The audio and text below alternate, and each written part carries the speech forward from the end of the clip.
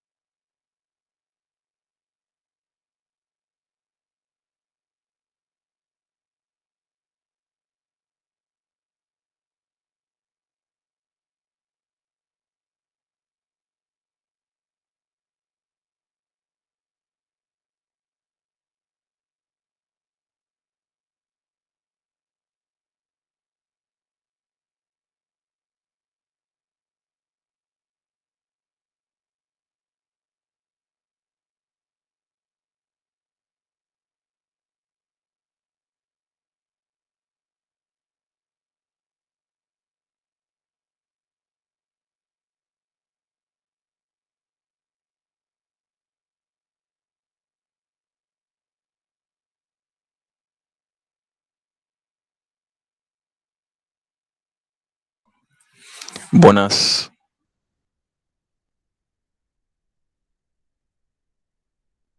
Buenas, ¿qué tal? ¿Cómo estás? Todo bien, profe, todo bien. Me alegro, comenzamos enseguida.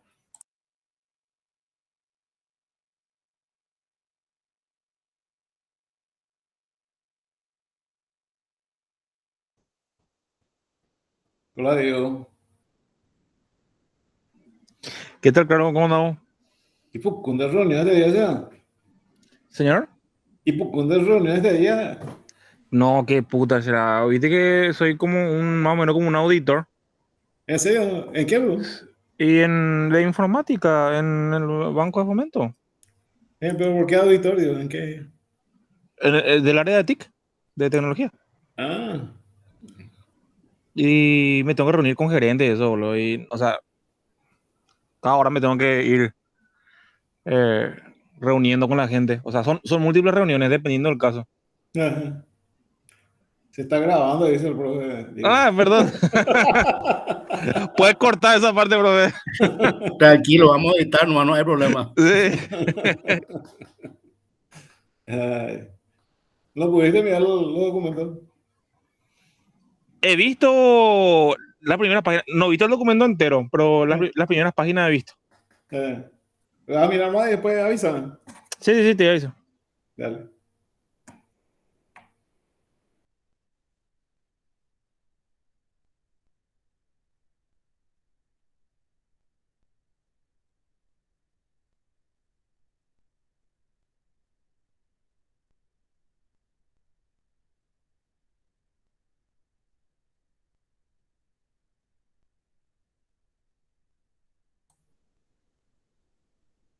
Buenas noches a todos, chicos. Vamos a comenzar la sesión prevista para el día de hoy, 24 de septiembre de 2021.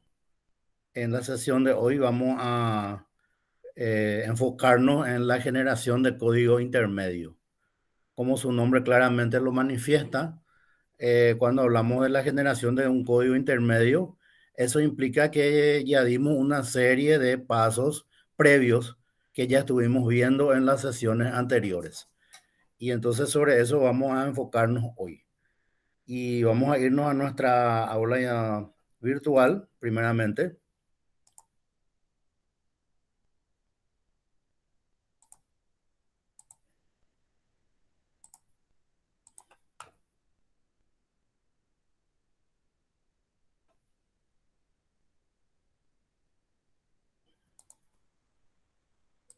Ahí tenemos entonces la clase 8 ahora. Y entonces vamos a ver en qué vamos a basarnos en la sesión de hoy. Bueno, como A ya mí no me estuvimos parece, hablando, profe. ¿cómo? En la plataforma a mí no me parece. Bueno, voy a intentar ahora, porque a veces falla esta herramienta. Los demás vieron nuestra aula virtual.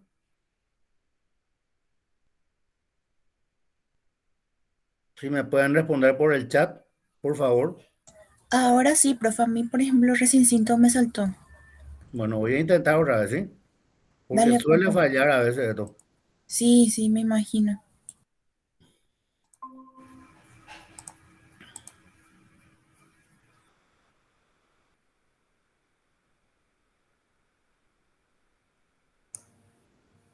Ahora ya aparece, profe. Ah, bueno. Ok. Entonces estamos en nuestra aula virtual, ¿sí? Clase 8. ¿Está bien? ¿Es lo Sí, que profe. visualizan? Sí, sí. Ok. Perfecto. Y bueno, entonces la sesión de hoy, ¿verdad? Como dice claramente ahí, es la sesión, la octava sesión del semestre. A mí me tiene marcado, ¿verdad? Que estaríamos teniendo en la siguiente sesión nuestro examen. Pero eso obviamente ya se puede reorganizar, ¿verdad? Eh, eh, sería, en vez de la novena clase sesión, sería el parcial. Y con relación al punto, ¿ustedes tienen ya alguna info al respecto? Como un calendario, profe. No Sí, tenemos. exacto, el horario de exámenes. No, No, no, no todavía tenemos. no, no, no, Ah, profe. ya, ya. Sí, porque nosotros la información que tenemos es que hay una materia que no va a tener examen parcial, que no nos dijeron cuál es. Hay creo que otra materia en donde va a ser presencial y el resto de las materias va a tener examen normal, digamos, ¿verdad? Esa es la información que manejamos, pero todavía no manejamos la fecha ni los demás detalles. Ok, y bueno, entonces tenemos acá, ¿verdad? La generación de código intermedio. Tenemos acá nuestro material de lectura obligatoria. Tenemos, ¿verdad? No es como siempre un material que tratamos que no sea muy denso, lo vamos, digamos, partiendo en segmentos, ¿verdad? Y acá aclara, ¿verdad? En primera instancia, en qué consiste, ¿verdad? dice que en esta fase del compilador no es en realidad una parte separada del compilador, ¿verdad? Entonces ahí comenzamos con esto, ¿verdad? Recomendamos que lean este material, ¿verdad? Que como ustedes podrán notar no es muy denso. Después esto se bifurca a lenguajes intermedios. Después estamos mencionando lo que es control de flujo, ¿verdad? Expresiones booleanas, ¿verdad? Los saltos, que prácticamente ya no existen en la programación de hoy, ¿verdad? El backpatching, expresiones, ¿verdad? Tipos y declaraciones. Y entonces después tenemos, ¿verdad?, el último párrafo en donde vamos cerrando, ¿verdad?, mencionando que parte importante de la generación de código de un compilador es la verificación de tipos. Se debe verificar que el programa siga las reglas de tipos especificados por el programa. Eso estuvimos viendo, creo que en la sesión anterior, si no estoy trascordado. Entonces, ¿para qué recomendamos la lectura de este material? Y lo recomendamos porque después, ¿verdad?, tenemos un cuestionario. Tenemos un cuestionario, ¿verdad?, que ustedes lo tienen ahora en pantalla, generación de código intermedio, ¿verdad? Esto estaría ya disponible a partir de la 00 del 25, que hoy a la medianoche, ¿verdad? Como siempre, vamos a dar esto, ¿verdad?, suficiente tiempo, ¿verdad?, para cerrarlo el sábado 2 de octubre a las 23:55, ¿verdad? Y tenemos ahí el límite de tiempo que es 30 minutos. No es un cuestionario extenso, ¿verdad? ¿Y por qué se basó? ¿En qué se basó? Y en el material que estuvimos viendo, ¿verdad?, que es generación de código intermedio. Entonces ahora vamos a volver a nuestra aula virtual, ¿verdad? Y bueno, un momentito, voy a darle esto, ¿verdad? Y ahora vamos a ver un poquito, ¿verdad?, más detallado lo que es la generación de código intermedio. Bueno, antes de continuar, habrán notado que estamos cambiando, ¿verdad?, el formato de la presentación. Y con relación a este punto, ¿verdad?, sin ánimo de salir fuera de contexto, ¿verdad?, esta es una nueva aplicación que estuvimos mirando, ¿verdad? Se llama Genially, ¿verdad?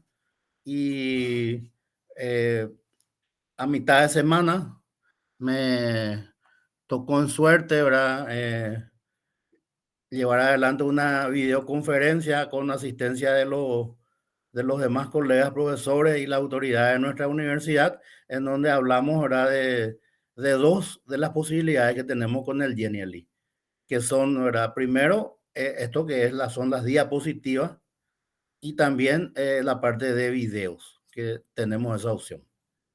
Y bueno, entonces ahora vamos a ir acá, ¿verdad? Y bueno, introducción.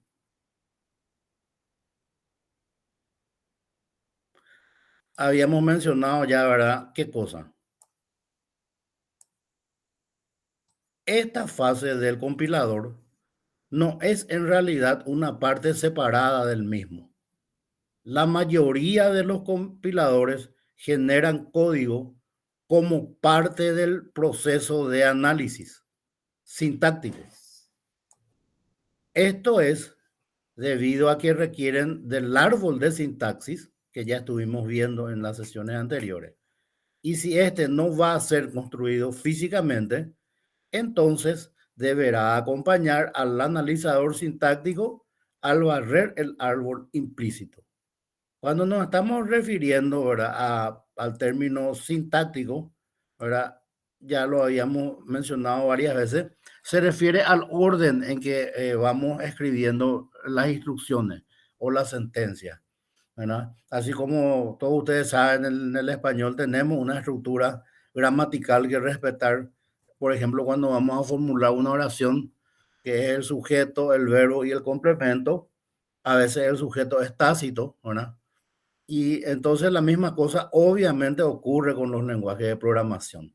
Hay una sintaxis que tenemos que respetar. Si vamos a hacer un código en C, entonces, y vamos a usar una iteración for, entonces tenemos que escribir for, paréntesis izquierdo, dentro de eso darle los parámetros pertinentes y luego paréntesis derecho.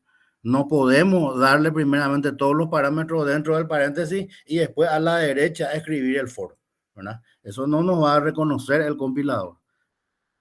Definitivamente. Muy bien. Vamos a seguir, chicos.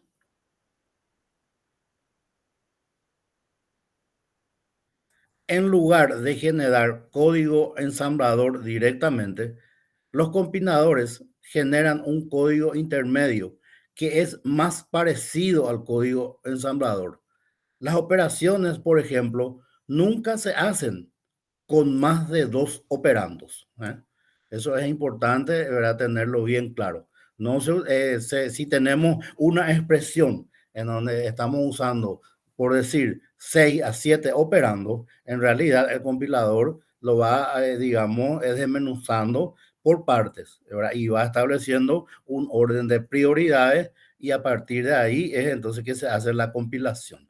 Con relación al assembler o el ensamblador, ¿verdad? Es un código que está prácticamente, está en lenguaje de máquina, prácticamente, ¿verdad? Se dejó de enseñar assembler desde hace bastante tiempo, ¿verdad? Y bueno, tiene su lado bueno y su lado malo, pero sí era algo muy abstracto, muy difícil de asimilar y aplicar, ¿verdad? Los conceptos de Assembler. Implicaba que el programador tenía que estar muy, muy bien preparado, ¿verdad? En la parte de programación, en la parte de lógica, en la parte de sintaxis, ¿verdad? Para poder escribir en Assembler.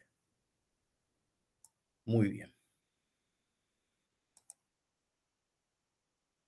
Ahora vamos a hablar un poquito, ¿verdad? De los lenguajes intermedios.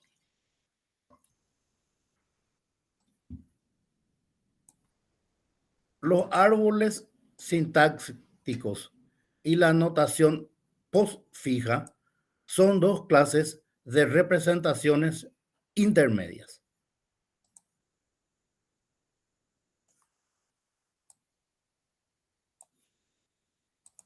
El código intermedio es un código abstracto, independiente de la máquina, para la que se generará el código objeto. El código intermedio ha de cumplir dos requisitos importantes, ¿verdad? Ser fácil de producir a partir del análisis sintáctico y ser fácil de traducir al lenguaje objeto.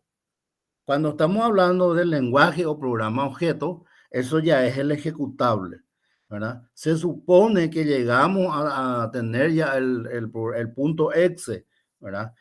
Para ser más claro, ¿verdad? Y que es el ejecutable si es que no hubo ningún error previo de compilación, ¿verdad?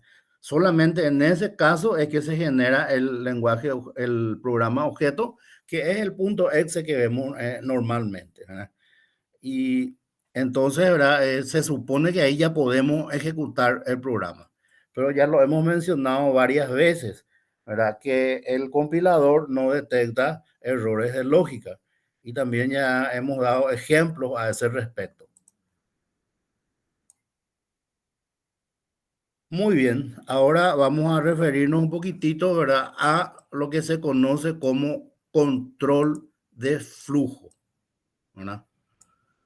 Y entonces ahí vamos a ir desmenuzando, ¿verdad? ¿Qué compone el flujo de un programa, ¿verdad?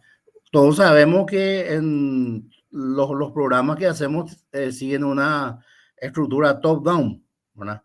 De arriba para abajo. Y a medida que vamos escribiendo el código conforme a la complejidad del programa que estamos escribiendo, es que estamos usando diferentes herramientas de programación, ¿verdad? Una de las herramientas de programación, ¿verdad? Es lo que se conoce como, ¿verdad? Las expresiones, ¿verdad? Booleanas. En los lenguajes de programación, las expresiones booleanas tienen dos propósitos principales. Se utilizan para calcular valores lógicos y como expresiones condicionales, ¿verdad? Expresiones condicionales en proposiciones que alteran el flujo de control, como las proposiciones if, else, que son estructuras condicionales o estructuras de selección. Cuando usamos, ¿verdad?, un if y dentro de ese if tenemos un else, entonces es una estructura de selección doble. Si usamos nada más que un if y dentro del if escribimos el código, entonces es una estructura de selección simple. Tenemos también la otra alternativa que es, ¿verdad?, combinar, ¿verdad?, un if con un else y dentro de ese if otro if con otro else. Entonces estamos ya hablando de estructura de selección más compleja, ¿verdad? Y hay que tener mucho cuidado, ¿verdad?, a la hora de escribir el código y sobre todo tener bien claro cómo se va a ir evaluando el if. O sea, en qué orden se va a ir evaluando el if, porque va a haber siempre una categoría mayor, digamos, ¿verdad?, que entonces se tiene que cumplir el if que está más arriba para que lo que está dentro de ese if se pueda, digamos, ejecutar. Bueno, voy a ver un poquito. ¿Verdad? Si me permiten, voy a recurrir a esta vieja herramienta, ¿verdad?, que no pierde mucha vigencia.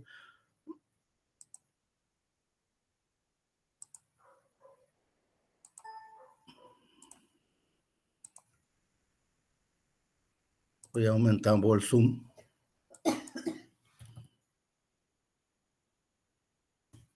Ahí está. Como les dije, cuando estamos hablando de un if, ¿verdad?, podemos, por ejemplo, hacer una cosa como esta. X, digamos, y bueno, acá encontré el mayor que estaba buscando. X mayor a 15, ¿verdad?, por ejemplo, y dentro de ese tenemos otro if, ¿verdad? No voy a usar expresiones booleanas. If X, ¿verdad?, digamos, menor a 30. Perfecto. Bueno, en ese caso se va a hacer, por ejemplo, por decir, ¿verdad?, S es igual a X, ¿verdad?, por 10, ¿verdad? ¿Y qué pasa por este else? Bueno, si eso no se cumple, entonces, ¿verdad?, S va a ser igual a, digamos, X por un segundito, por, acá está, esto es lo que estaba buscando, 7. Bueno, y acá tendríamos, ¿verdad?, un enif, ¿de cuál? De ese if que está ahí. Y acá tendríamos otro enif, ¿verdad?, obviamente.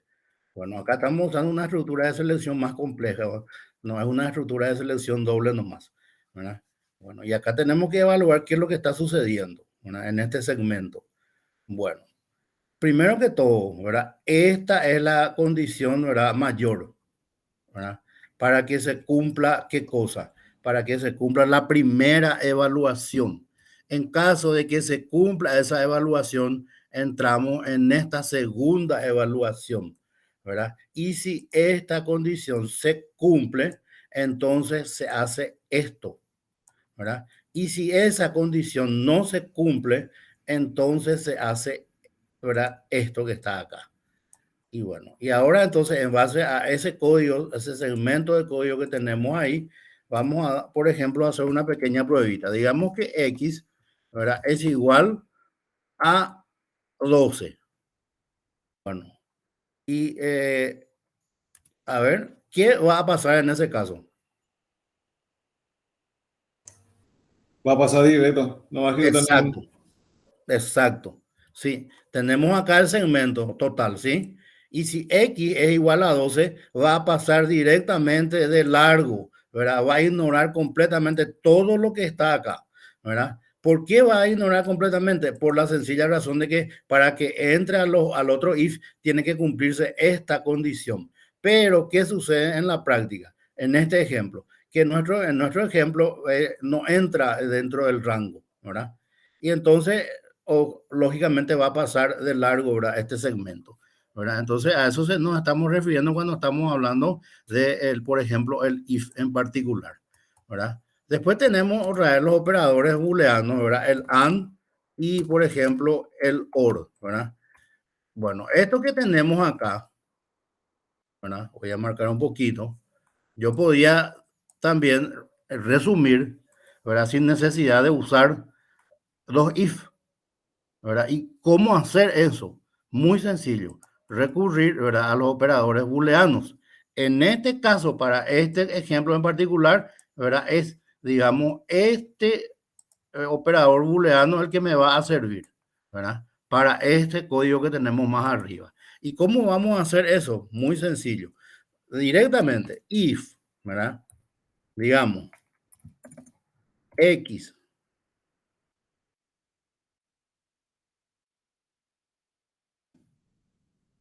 mayor a 15, ¿verdad? And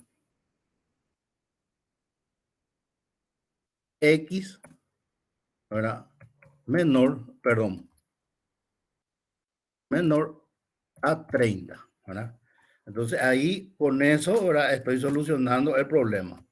Pero yo tengo que tener mucho cuidado, ¿verdad? De qué hago, cómo voy a manejar esta parte, ¿verdad? Porque para que entre en esta parte, así como está, el número tiene que estar dentro de un rango, ¿verdad? El número tiene que estar dentro de X, dentro del rango, perdón, de 16 y 29. 16 a 29, ¿verdad? Entonces, solamente en ese caso el programa va a entrar, ¿verdad? En ese if. Y ahí tenemos que ver cómo compatibilizar esa parte con qué, con esta parte, ¿verdad? Porque entonces, para que se cumpla esa de X por 5, entonces esta condición tiene que ser verdadera.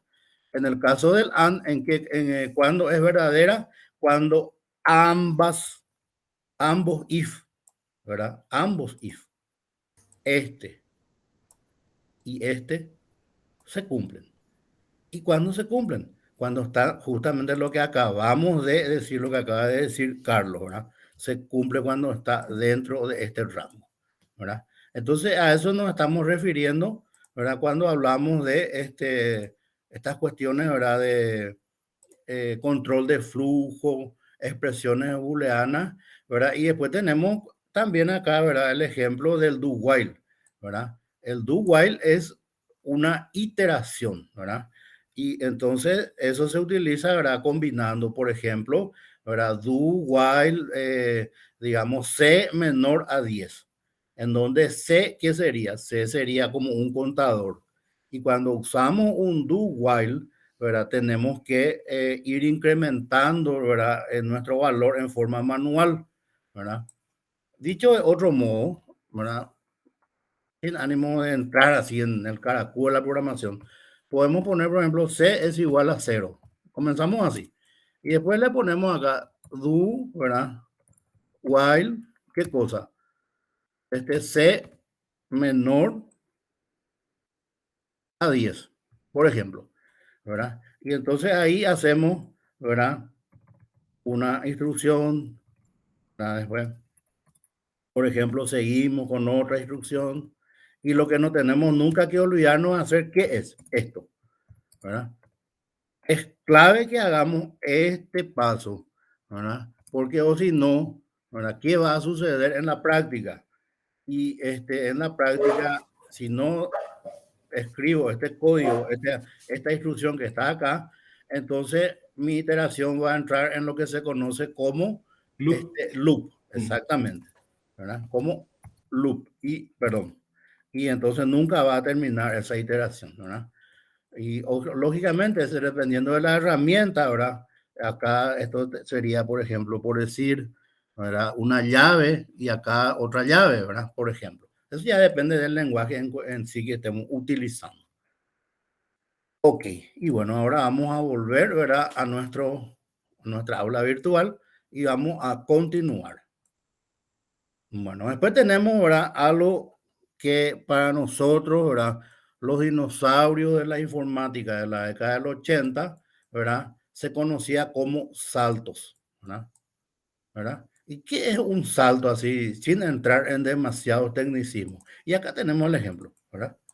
Acá tenemos el ejemplo. Este es un salto, esta instrucción, ¿verdad? Y cuando estábamos en pleno proceso de formación, ¿verdad? Esto es una estructura de programación totalmente lineal. Cuando estábamos, ¿verdad? Empezando a comprender muy bien lo del GoTo, ¿verdad? Cómo hacer las bifurcaciones dentro de nuestro código, ¿qué sucedió? Y apareció la programación estructurada, ¿verdad? Y bueno, ¿y en qué consistía la programación estructurada? Dicho de un modo muy sencillo, sin entrar en demasiados tecnicismos, prescindir, ¿verdad? Del uso del GoTo, ¿verdad? Y eso era algo que para nosotros era difícil de asimilar en ese momento.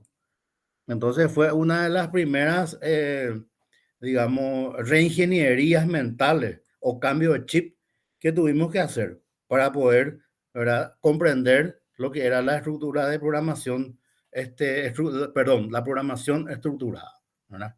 Entonces, ¿verdad? Estos son los saltos. Tenemos este ejemplo, pero prácticamente hoy en día no existe ya un lenguaje que utilice este código, ¿verdad? Ya se recurre a otro tipo de, digamos, de programación, ¿verdad? Muy bien. Después tenemos el backpatching, ¿verdad?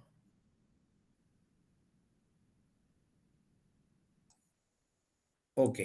Y cuando se genera un código con saltos condicionales y expresiones booleanas, se enfrenta a un problema muy común.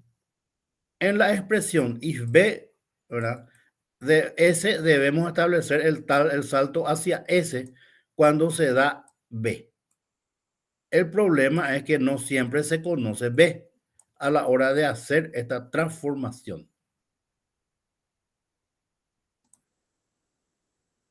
Backpatching es un enfoque donde al momento de generar un salto, el objetivo de este salto se deja temporalmente indefinido. Parece un poco abstracto, ¿verdad? Cada salto es almacenado en una lista de saltos, ¿verdad? Una lista. O sea, una estructura de datos, ¿verdad? Que existe también en la informática, lo que se conoce como lista, ¿verdad? Donde las etiquetas de sus destinos son establecidas en el momento en que ya pueden ser determinadas. Ahí está la clave, ¿verdad? Cuando ya tenga valor, entonces ahí entonces cambia el enfoque, cambia de aspecto. Después tenemos, ¿verdad? Las expresiones. Bueno, tenemos varias opciones ahí, ¿verdad? Tenemos expresiones que son de tipo entero, ¿verdad? De tipo real. Tenemos matrices, tenemos registros, ¿verdad? Y para eso está la tabla de símbolos, ¿verdad? Y ahí se puede buscar los nombres de las expresiones y se puede acceder a los elementos de las matrices y los registros. Estos nombres representan a las expresiones dentro de la tabla de símbolos.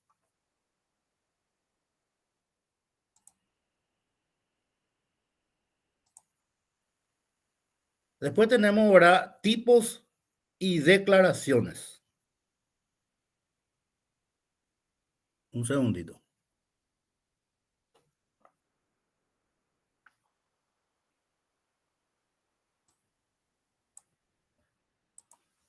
Conforme se examina la secuencia de declaraciones dentro de un procedimiento o un bloque, se puede distribuir la memoria para los nombres locales al procedimiento. Para cada nombre local se crea una entrada en la tabla de símbolos con información, por ejemplo, referente al tipo y la dirección relativa de la memoria correspondiente al nombre.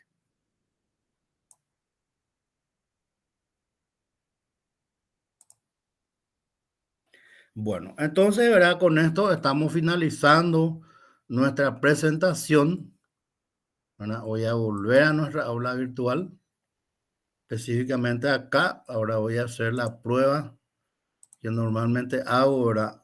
Para ver la presentación con la que ustedes van a ver. Y esto les va a aparecer así, exactamente así. Me olvidaba, ¿verdad?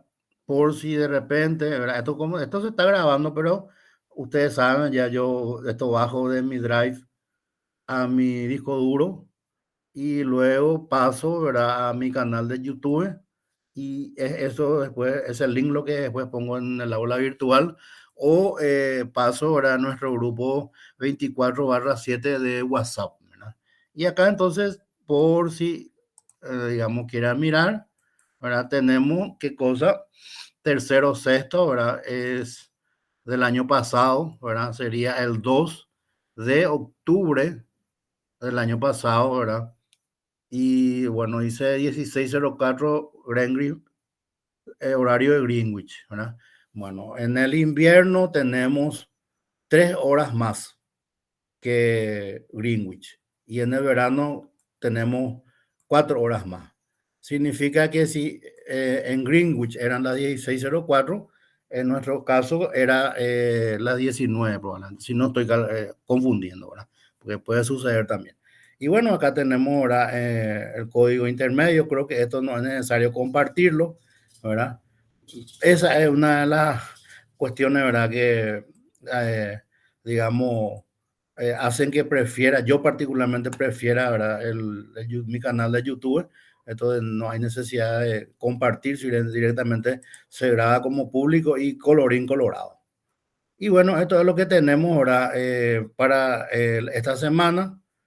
Y a ver un poquito, tenemos que, un ratito, voy a volver a mi rol normal. Téngame un chiqui de paciencia, ya les libero enseguida. Acá es donde quería entrar un poquitito, ¿verdad? Bueno, más específicamente en este punto, ¿verdad? Entonces ahora vamos a conversar un poquito con Carlos y con Diego, ¿verdad? Bueno, y la consulta del $1.000.000 es, ¿verdad? ¿Cómo va esto, Carlos y Diego? A puntito de caramelo. Eso estábamos Sí, hablando al principio. Ya, genial, perfecto. Y bueno, ahora vamos a ver un poco si Tamara, Matías García, Horacio Yaquet, capítulo 2 les tocaba del material. Creo que Tamara está. Sí, profe, acá estoy. Ujú. ¿Y cómo va esto, amiga? Vamos bien, profe.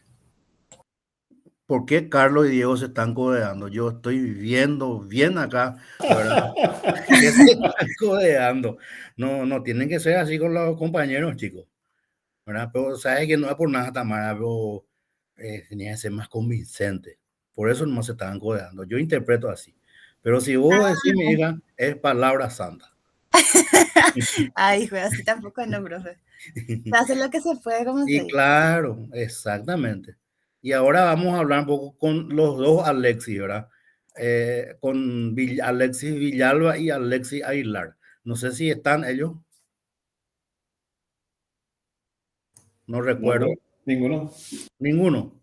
Y bueno, mutis por el foro, como se dice ahora en latín. Bueno, y esto, a ver, Hasta el 30 va a ser. justamente eso era la consulta, ¿verdad? Que no estoy viendo. Parece que me olvidé de poner eso.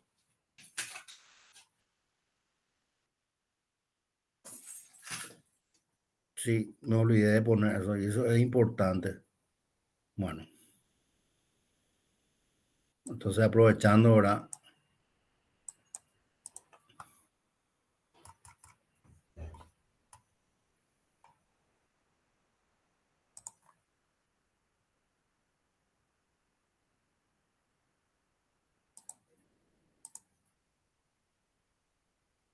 bueno, y el trabajo, bla, bla, bla, bla, bla, bla, bla, bla, bla, bla, bla, bla. Y acá le vamos a agregar en mayúscula, negrita, fecha de entrega,